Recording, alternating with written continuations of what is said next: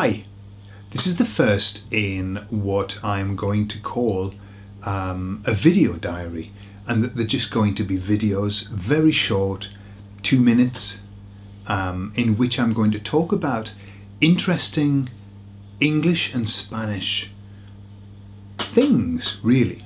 What I see when I'm spending time with Spanish speakers, or when I'm spending time in Spain, and making that comparison with something that's similar in English, okay?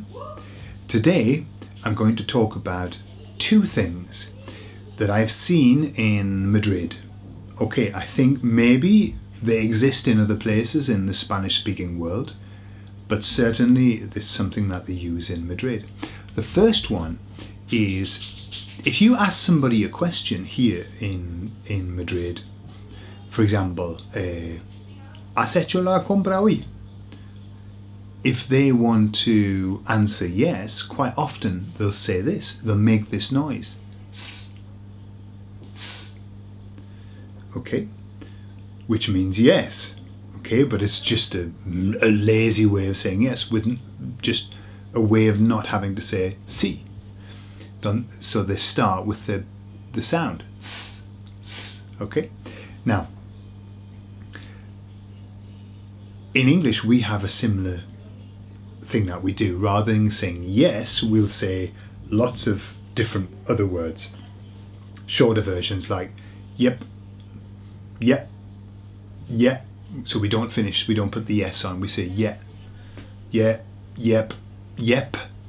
Why? Because perhaps yep is easier to say than yes. There's less that you have to do with your mouth. And certainly yeah is a lot easier than yes. Okay? So you'll hear that. Other ways of saying s are yup, yup, uh-huh, if you come from the north of England, or uh-huh, if you come from the north of England, yeah. So there are lots of ways of saying these things. And a word of warning about that, okay? In English, certainly in England, if you say to somebody s, s, it's almost like it's very similar to a sound of surprise for us, like as if we were about to complain about some s, okay? So we wouldn't understand that as a yes, okay? So just be careful with it. Also, there's another sound that's made here in Madrid.